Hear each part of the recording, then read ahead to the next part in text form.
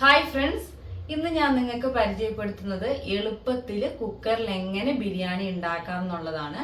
തുടക്കക്കാർക്ക് വരെ വളരെ ഈസി ആയിട്ട് ഉണ്ടാക്കാൻ പറ്റും. അപ്പൊ അതിനു വേണ്ടി എന്തൊക്കെയാണ് വേണ്ടതെന്ന് നമുക്ക് നോക്കാം. ബിരിയാണിക്ക് വേണ്ടിയിട്ട് ഞാനിവിടെ എടുത്തു വെച്ചിരിക്കുന്നത് ഒരു മീഡിയം വലുപ്പത്തിലുള്ള സവാള മൊത്തത്തിൽ ഇതേപോലെ കനം കുറഞ്ഞ് നീളത്തിൽ അരിഞ്ഞു വെക്കുക. തക്കാളി, ഒരു തക്കാളി, പിന്നെ പച്ചമുളക്. അപ്പൊ ഇതിന് വേറെ മുളക് പൊടി ഒന്നും ചേർക്കുന്നില്ല, പച്ചമുളകാണ് ചേർക്കുന്നത്.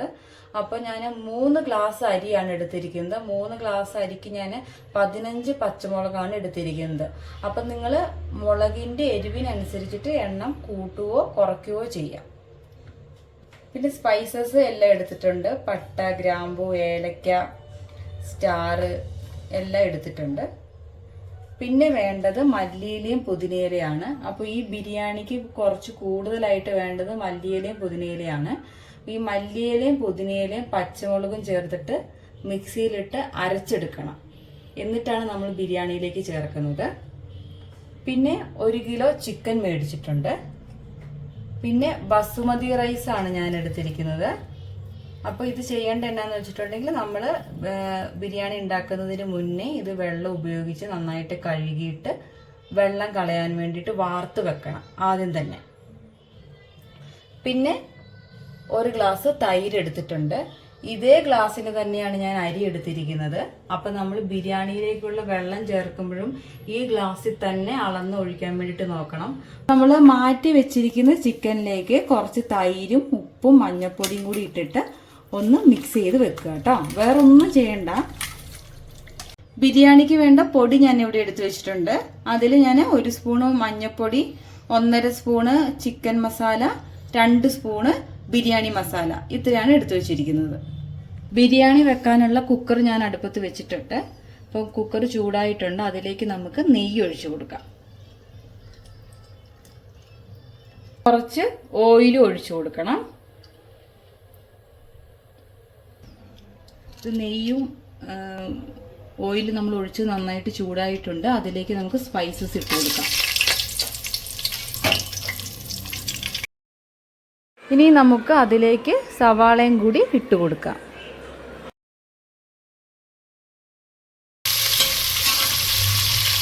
നമ്മളിട്ട് സവാളയൊന്ന് വാടി വരുമ്പോഴേക്കും ഈ ഒരളവിൽ നമ്മൾ ജിഞ്ചർ ഗാർലിക് പേസ്റ്റ് ചേർക്കുക.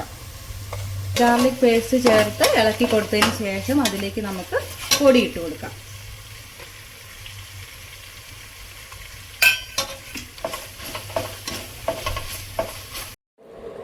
ഇനി നമുക്ക് തക്കാളി ഇട്ട് കൊടുക്കാം.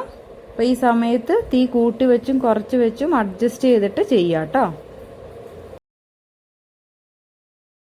തക്കാളി വാടി വരുമ്പോൾ ഞാൻ നേരത്തെ പറഞ്ഞിട്ടുണ്ടായിരുന്നില്ലേ, മല്ലിയിലയും പുതിനയിലയും പച്ചമുളകും കൂടി അരച്ചത്, അത് നമുക്ക് ഇട്ട് കൊടുക്കാം.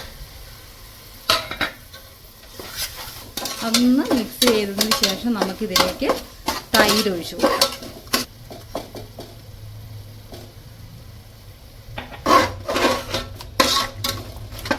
ഈ സമയത്ത് ഒരു ശകലം ഉപ്പും കൂടി ചേർത്ത് കൊടുക്കുക. അപ്പോൾ തൈര് ഒഴിച്ചതിന് ശേഷം നമ്മൾ നേരത്തെ മാഗ്നേറ്റ് ചെയ്ത് വെച്ചിട്ടുള്ള ചിക്കൻ ഇട്ട് കൊടുത്തിട്ട് ഒന്ന് മിക്സ് ചെയ്ത് കൊടുക്കുക. അപ്പോൾ ചിക്കൻ ഇട്ടിട്ട് നമ്മൾ നന്നായിട്ട് മിക്സ് ചെയ്ത് കൊടുത്തിട്ടുണ്ട്.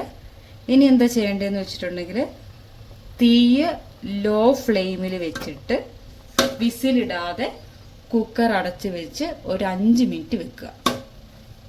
ഈ സമയത്ത് നമുക്ക് ബിരിയാണിയിലേക്ക് ചേർക്കാനുള്ള വെള്ളം എടുക്കാം. അപ്പം ഞാൻ നേരത്തെ പറഞ്ഞിരുന്നു, ഈ ഒരു ഗ്ലാസ്സിലാണ് ഞാൻ അരി എടുത്തിട്ടുള്ളത്. 3 ഗ്ലാസ് അരിയാണ് എടുത്തത്. അപ്പം ഇതേ ഗ്ലാസ്സിൽ തന്നെയാണ് നമുക്ക് വെള്ളം അളന്നൊഴിക്കേണ്ടത്. വെള്ളം 3 ഗ്ലാസ് അരിയാണെങ്കിൽ 6 ഗ്ലാസ് വെള്ളമാണ് വേണ്ടത്. അതായത് 1 ഗ്ലാസ് അരിക്ക് 2 ഗ്ലാസ് വെള്ളമായിട്ടാണ് ചേർക്കുന്നത്. അപ്പം ഞാൻ ഇതേ ഗ്ലാസ്സിൽ തന്നെയാണ് തൈരും 1 ഗ്ലാസ് അളന്ന് ഒഴിച്ചിട്ടുള്ളത്. പിന്നെ നമ്മുടെ ചിക്കനകത്ത് വെള്ളം ഉണ്ടാകും, അതും 1 ഗ്ലാസ് ഉണ്ടാകും. അപ്പോൾ ഓൾറെഡി നമ്മൾ അടുപ്പത്ത് വെച്ചിരിക്കുന്നതിനകത്ത് 2 ഗ്ലാസ് വെള്ളമുണ്ട്. ഇനി നമുക്ക് ഇതേ ഗ്ലാസ്സിൽ തന്നെ അടുത്ത 4 ഗ്ലാസ് വെള്ളം അളന്നൊഴിച്ച് വെക്കാം. അത് 5 മിനിറ്റിന് ശേഷം തുറന്ന് നോക്കിയപ്പം അരപ്പൊക്കെ ചിക്കനിലേക്ക് പിടിച്ചിട്ടുണ്ട്. ഇനി നമുക്ക് ഇതിലേക്ക് വെള്ളം ഒഴിച്ചു കൊടുക്കാം.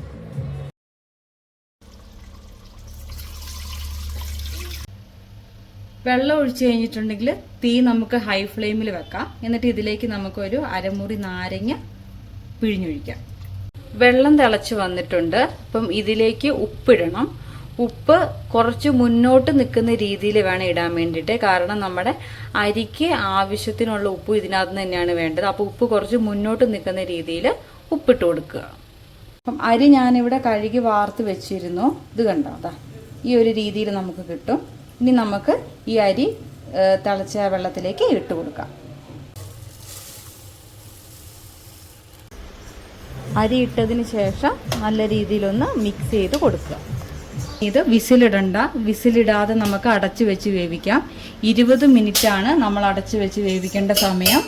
അപ്പോൾ തീ ലോ ഫ്ലെയിമിലിട്ടിട്ട് വേണം നമ്മൾ വേവിക്കാൻ വേണ്ടിയിട്ട്. 20 മിനിറ്റ് അടച്ചു വെച്ച് ലോ ഫ്ലെയിമിൽ വേവിക്കാം. അപ്പം 20 മിനിറ്റ് കഴിഞ്ഞിട്ടുണ്ട്. 20 മിനിറ്റ് കഴിഞ്ഞ് ഉടനെ തന്നെ തുറക്കണ്ട. ഒരു 5 മിനിറ്റ് റെസ്റ്റ് ചെയ്തതിന് ശേഷം നമുക്ക് തുറക്കാം. ഞാൻ തുറന്ന് നോക്കുകയാണ്. നമ്മുടെ ബിരിയാണി റെഡി ആയിട്ടുണ്ട്. ഇനി നമുക്കിതൊന്ന് മിക്സ് ചെയ്യാം. കണ്ടോ, മിക്സ് ചെയ്യുമ്പം ഈ ഒരു രീതിയിലാണ് വരിക. കണ്ടോ, എല്ലാം റൈസ് എല്ലാം വിട്ട് നല്ല രീതിയിൽ തന്നെ കിട്ടിയിട്ടുണ്ട്. അപ്പോൾ ഇതിൽ ക്യാഷും കിസ്മിസും ചേർക്കുന്നില്ല. ഇനിയിപ്പോൾ ബിരിയാണിക്ക് അതില്ലാതെ ഇഷ്ടമല്ലാത്തവരാണെന്നുണ്ടെങ്കിൽ ലാസ്റ്റ് നമുക്കൊന്ന് നെയ്യിൽ വറുത്തിട്ട് മുകളിൽ കൂടി ഇടാം. പക്ഷേ ഈ ബിരിയാണിക്ക് അത് ചേർക്കേണ്ട ആവശ്യമില്ല കേട്ടോ. നമ്മുടെ ബിരിയാണി ഇവിടെ ഞാൻ പ്ലേറ്റിലേക്ക് മാറ്റിയിട്ടുണ്ട്. അപ്പോൾ ഈ ബിരിയാണിയുടെ കൂടെ സാലഡും ചേർത്ത് കഴിക്കാൻ നല്ല ടേസ്റ്റാണ്.